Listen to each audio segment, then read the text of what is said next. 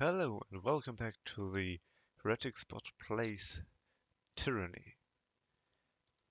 I had to make a cut on this spot because my recording broke off. But anyway, let's continue. The Bastard City, 428 TR. The Bastard City settled into a new state of normalcy. With every tower displaying Kairos banner, your name was whispered alongside rumors of a decorated career to come. The armies divided into two fronts of migrated south and migrated south. Tunon sent word that you were to join the next frontier of Kyros' conquest, either as judge or and overseer of the settlement of Lycian's Crossing, or as a war advisor with the armies advancing into the realm of Apex. Well, I will take at this point the Lycian's Crossing. That's the one I took on the last recording as well. You won't see that because I will, hopefully will, have cut it off. I actually finished the whole conquest thing, but the last 30 minutes were without any sound, so that was a bit of a failure there.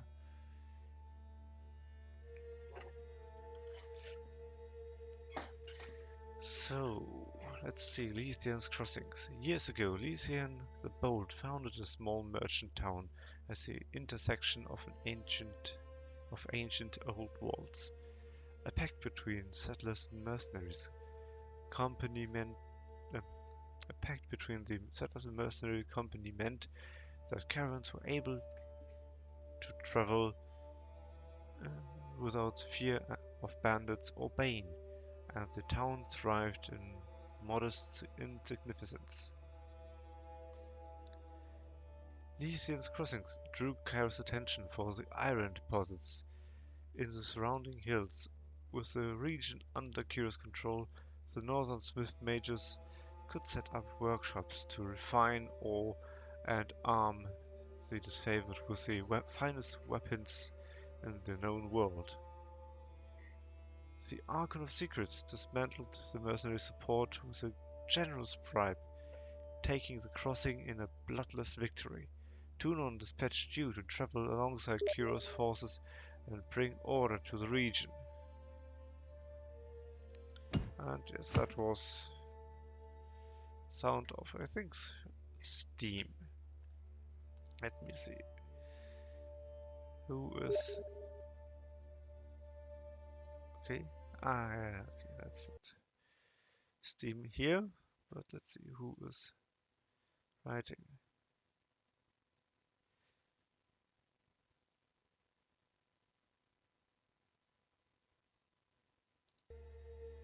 So, Lycian's Crossing. We have the option of the Cult of Syrian and Iron Must Flow. Let's start with the Iron Must Flow. Kyros Smith mages worked day and night creating great weapons. No one faulted their dedication, yet production was low. The plans that came to light proved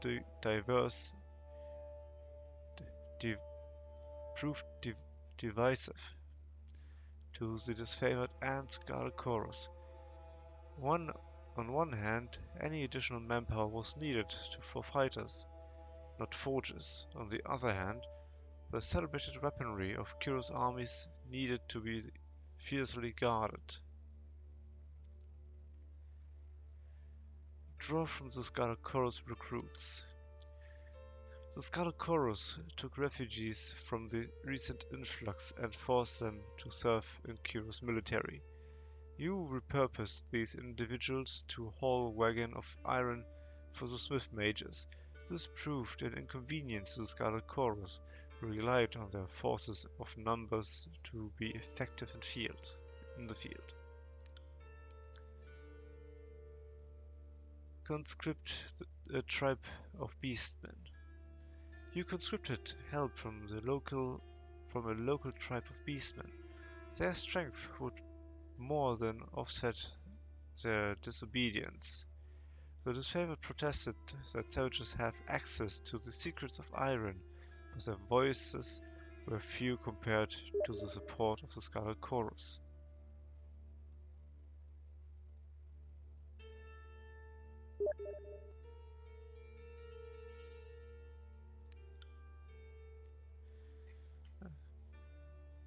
And steam still is making noises. Let me see if I can get rid of it.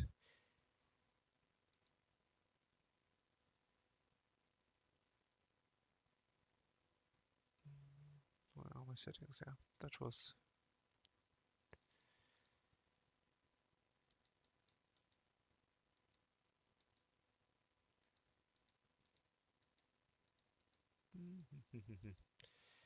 I don't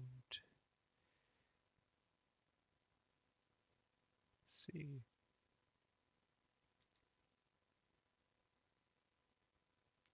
Okay, there, no sound. Hopefully. Let's continue. The Archon of Song used her arcane charm to lure locals into joining Kira's army. As the patroness of the Scarlet Chorus, her efforts were critical to the conscription of new recruits. When an enthralled disfavored soldier joined her cult, his company feared that the Archon was growing out of control and needed to be stopped. Yeah, my cat is doing stuff. You little bugger. Don't do that. Oh, that's what cats do. They disrupt the harmony of someone's game. And then they look cute and get petted again.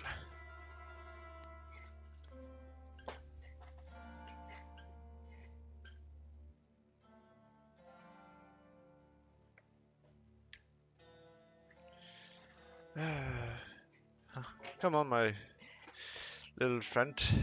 Don't do anything stupid here. You small, lovely cat. She is 6 months old and craves for attention. Yeah, and biting my hand. Not going to happen now. Oh, no. I'm sorry for the interruption, but the cat needed my attention immediately. That's how cats do. So, let's see, what options do we have here? Destroy Syrian's cult, or send Syrian's cult to the Vanguard. Let's start with the first one. The disfavored demanded that the Archon of Song cease their recruitment practices, and that they be allowed to violently subdue her cult of followers. The loss of soldiers was a significant setback for the Scarlet Chorus conscription effort. Send Syrian's cult to the Vanguard. In Scarlet Chorus tradition, you send the last batch of cultists to the front lines of the Apex campaign. Those who survived were welcome to remain in Kira's military, and their performance would stand as testimony to Syrian's effectiveness. That's one we are taking. The Scarlet Chorus agreed to transfer Syrian's latest recruits to the front lines of the Apex campaign. Your resolution fit their traditional model of conscription, so they considered it a fair alternative. In the weeks to come, more of them returned to active duty than even Syrian herself expected, likely owing to their obsessive devotion to the Archon and her enchanting music.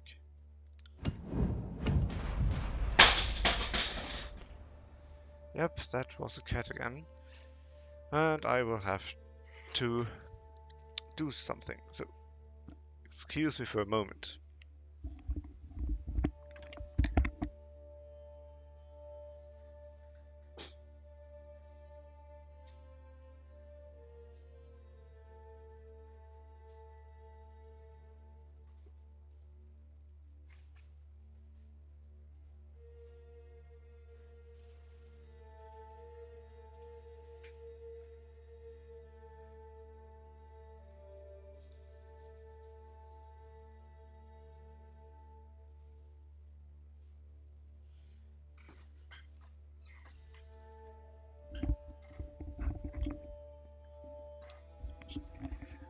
this recording is quite awkward by now, and actually that's something I would consider a bad recording because we had many interruptions and everything, but I will go on and hope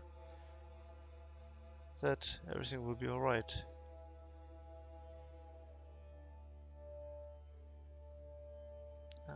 And the cat is again at the same place where she threw over my keyboard. What is it called? The device where I can put my keyboard on, which is leaned to the wall. But anyway, we have a red anvil and ancient threats as option. Ancient threats drawn to the arcane energy of around the forges, mystical predators from the nearby old walls began to raid Lycian's crossings at all hours. Both of Kiro's armies reserved their strength for the front lines of the war, and yet the city required protection. You had to delegate the responsibility somewhere. Let's see what kind of delegation we have. We have, come on, choose the Scarlet Chorus. As the largest army, you tasked the Scarlet Chorus with the burden of security. The disfavored took the opportunity to gather their strength. Choose the disfavored. Since the disfavored used most of the iron that came from the Lycian's crossing, it fell to them to stand as the city's vigilant protectors. The Scarlet Chorus enjoyed a necessary reprieve. Red Anvil. One of Kiro's Smith mages swore allegiance to the Scarlet Chorus, jealously hoarding the secrets of iron forging. The disfavored demanded the Smith's immediate return. The Scarlet Chorus insisted that they were within their rights to take allegiance from any source. Tempers flared, and the forges cooled as arguments stalled productivity. That is not good. We have as option enslave the renegade mage. Since the smith mage would not willingly return to work, you enlisted the disfavored to return him there in chains. Erase his mind. Since Kiro's law dictated that the secret of iron be granted only to the smith mages, he ruled that the new recruit might be erased of all memory. That's kinda harsh, but I will do so. The Scarlet Chorus presented a strong interpretation of Kiro's law. With no memory of smelting or forging, the recruit would be a smith mage no more. You enlisted from among the more deviant arcane practitioners to destroy their new colleague's mind. They assaulted the recruit with a combination of spells typically reserved for torture and interrogation, stripping away his sense of self until nothing remained but an obedient servant ready to serve Kyros in the field of battle. Who controlled the crossing? Tragedy struck when a mercenary hired the voice of narrative. Tragedy struck when a mercenary hired by the voice of Nerod injured a forge-bound artisan, leaving him unable to practice his craft. Tunon ordered the mercenary to leave the city in the hand of Kyro's more responsible servants. Only a token garrison could be left behind, while the armies returned to the front. As the Saved and Scarlet Chorus showed increased tension and hostility towards each other, Tunon agreed at best that only one force controlled the crossing.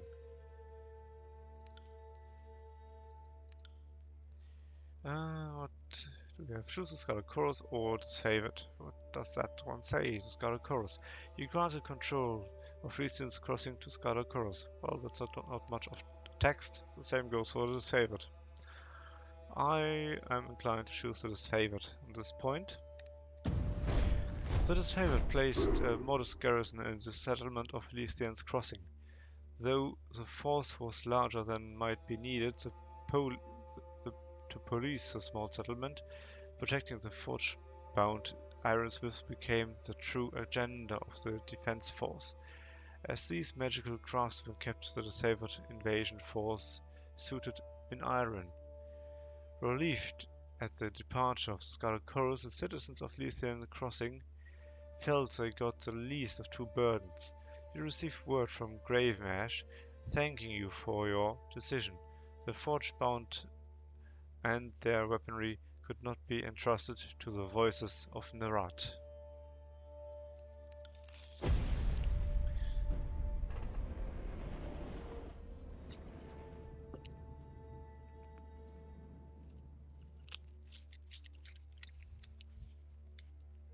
So, let's see. With the mercenaries expelled and Lycian's crossings under new leadership, Kyros' forces congratulated themselves on bringing order to the settlement of guaranteed a productive flow of resources. Over the course of this diversion, the army front advanced further into the tiers. Your skills were needed in the realm of Azure, Stalwart, or the Realm Citadel. Azure, Kyros dispatched the Archons of Stone to subjugate the nation of Azure. Vellum Citadel, Kyros' conquering gaze fell upon the Vellum Citadel, its treasures, its knowledge, its secrets. Stalwart, with its easily defended position and rich military tradition, the realm of Stalwart was the most formidable realm in the tiers. Well, I am inclined to take the Azure option because of the fields, which can provide food. At least that's what I hope.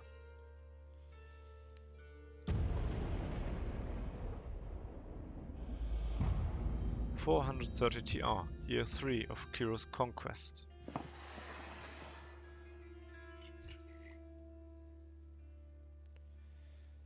The nation of Azure, once the richest settlement of the tiers, sat on an verdant, fertile plain.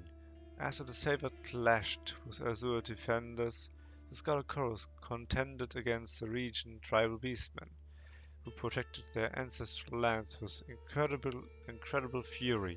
Kyros dispatched the Archon of Cairn to break the stalemate and force Azure into submission.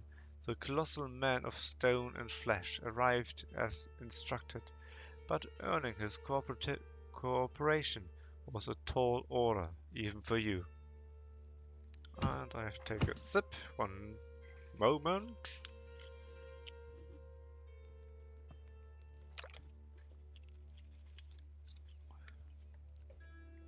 So, we have Stalked by the Shadows and the Destruction of Azure. Let's start with Stalked by the Shadows. After a roaming pack of beastmen slaughtered a disfavored patrol, the Scarlet Chorus responded by laying claim to the beasts for their army while the disfavored readied a company to enact vengeance. The disfavored legion considered the beasts beyond taming. The beasts, plural. The beasts beyond taming, and the butchers of their northern brethren needed to be brought to justice. So, that is the disfavored option. You denied the Scarlet Chorus' spurious claim and authorized the disfavored to enact proper vengeance for their fallen. The Scarlet Chorus option. You denied the disfavored their vengeance and joined the chorus in capturing the beasts. The destruction of Azure. Cairn, the Archon of Stone, carved a deadly path through Azure, using his power to blight the land. The Scarlet Chorus complained that his tactics left no farmland to feed the growing army. Since Cairn marched with the disfavored, the Scarlet Chorus held the Legion responsible for the destruction and lost harvests. That's true so far. The disfavored option. You ruled. The Archon of Stone may do as he wishes with the soil, being its natural master, and instructed the Skalkuros to better control their numbers and plan better for the lean season. I don't consider that a good option for a commander. He ordered Cairn disciples to the disfavored Earthshakers to use their magic to repair the arable land destroyed by the Archon of Stone. That sounds more better, actually.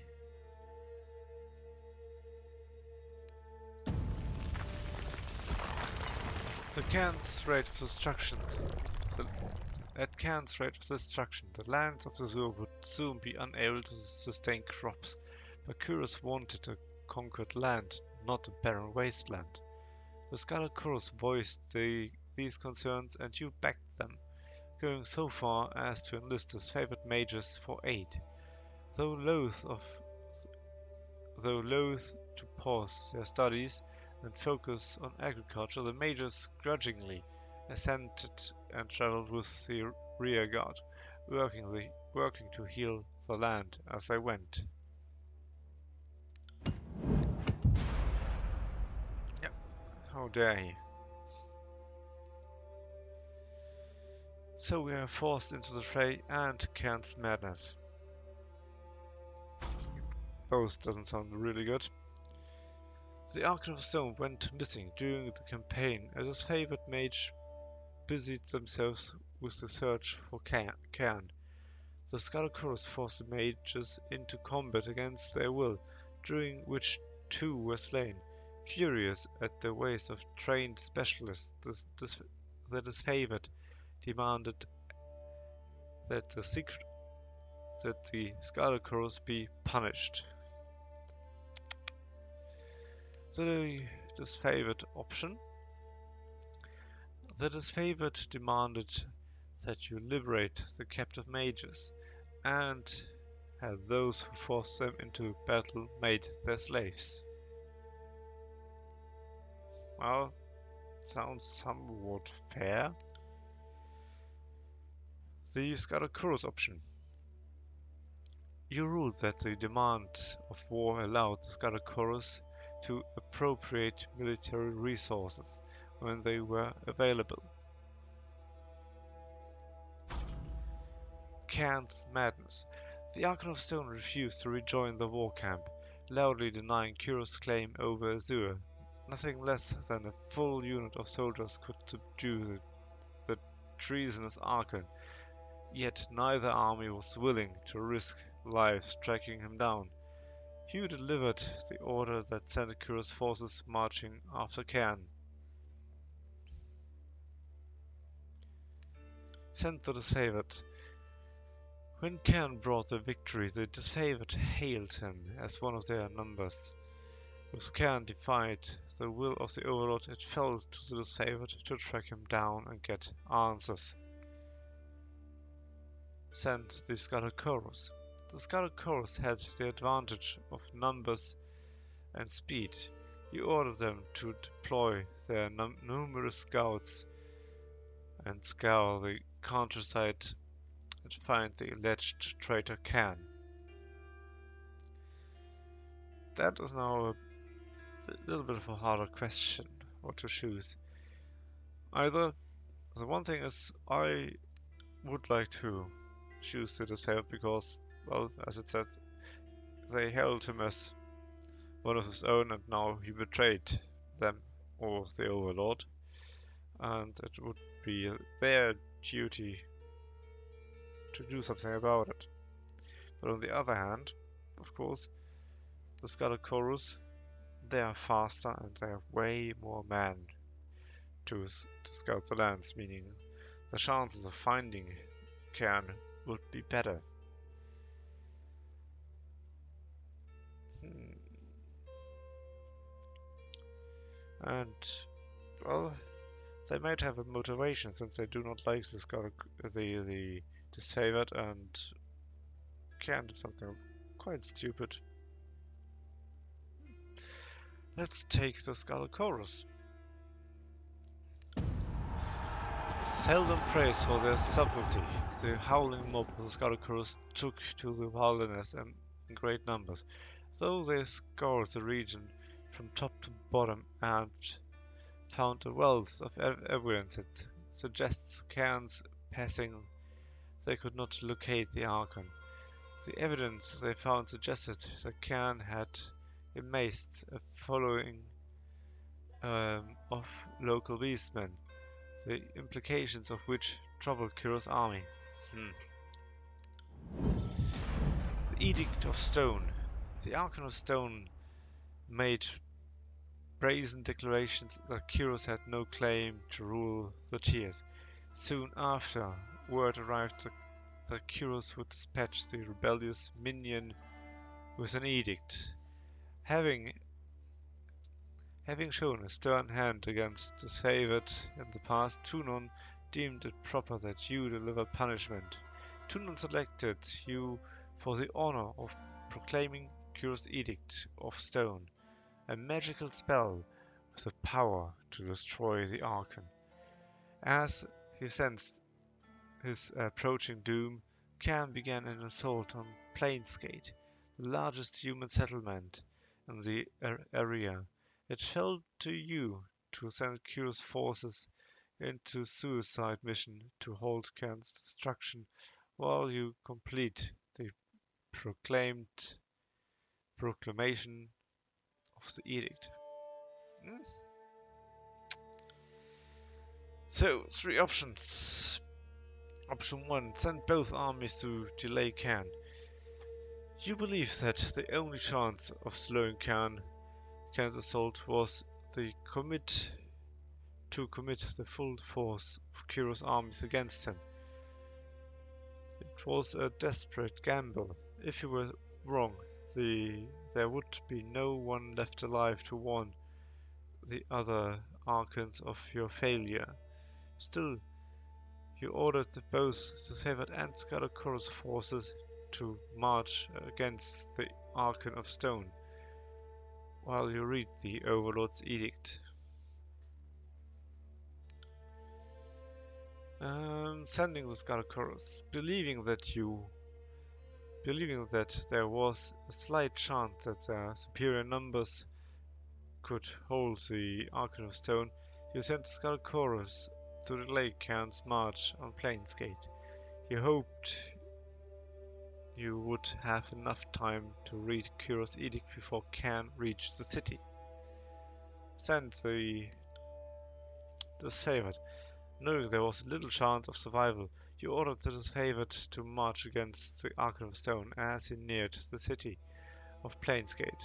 You hoped that the elite of Kiro's armies would delay Cairn long enough for you to read the Overlord's edict. Well, that is definitely a hard option. Do I lose all my armies or just one of my armies? Will that be enough?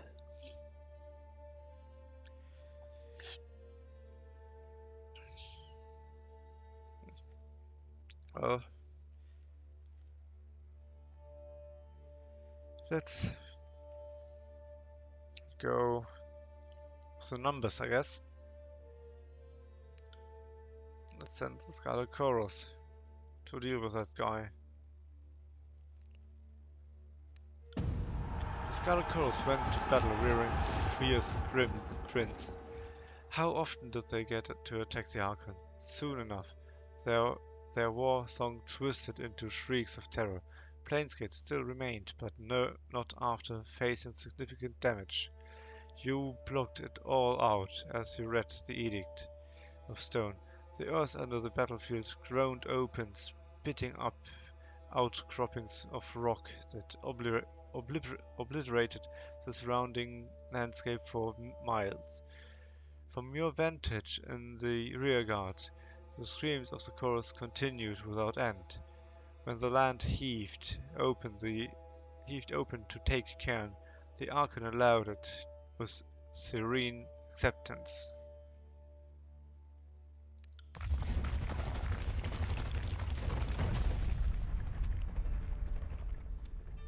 With the land blighted and unrecognizable, the realm of Azure was left utterly ruined by the events of the war.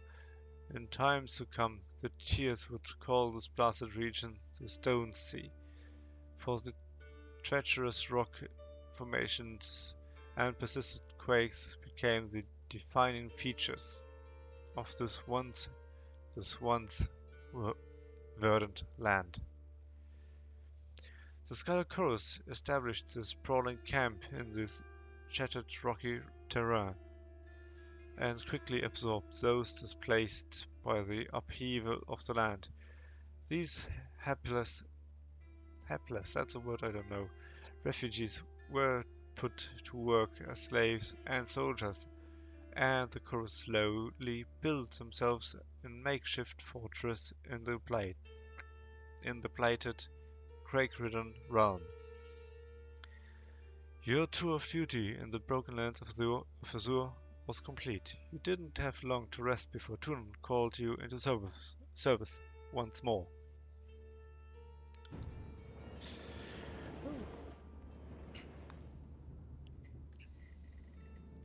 And that completes the conquest. Let's continue.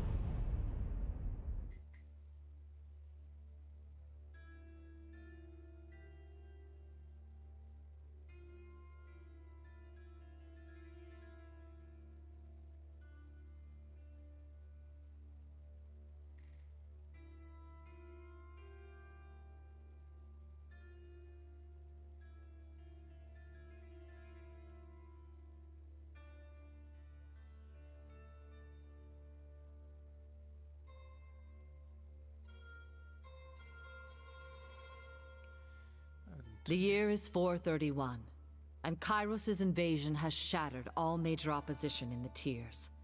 The Younger Realms, the Bastard Tier, the Free Cities.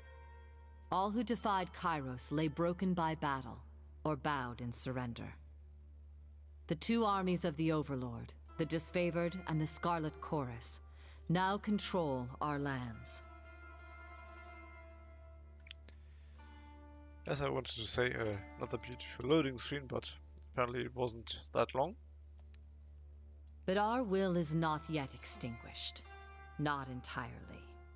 In the Valley of Vendrian's Well, those of us unwilling to bow to Kairos have banded together in defiance. Violating an oath of surrender from 2 years prior, we have staged a bloody uprising, murdering the Disfavored and Scarlet Chorus garrison in a midnight assault.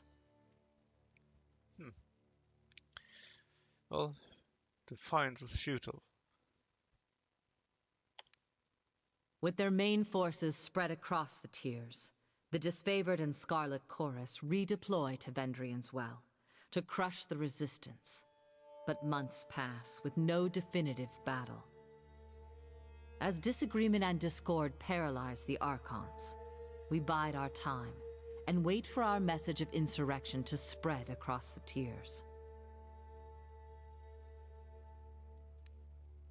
The Overlord is not amused, and Kairos has one message for the Archons: crush the Oathbreakers or die.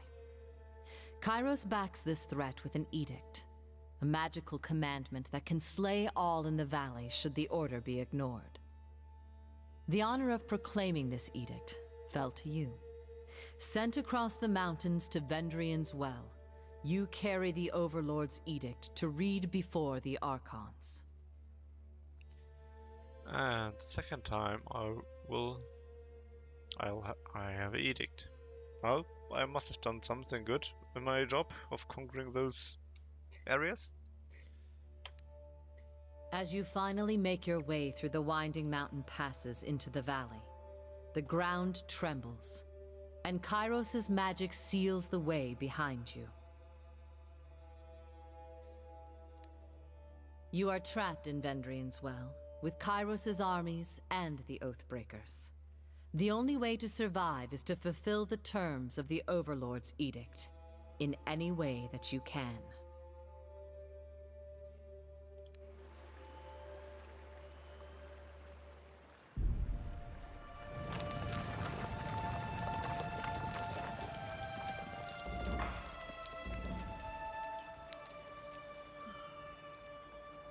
So, Paradox account reward. Yay, I'm so happy. But I will make a stop here, save the game, and say that the conquest of Mandrake is complete. And I'll see you on the next episode to TheHereticSpot plays Tyranny. Thank you for watching. Make a comment or give me tell me what you liked, disliked. Give me some critic. Help me to make better videos in the future, and I'll see you next time.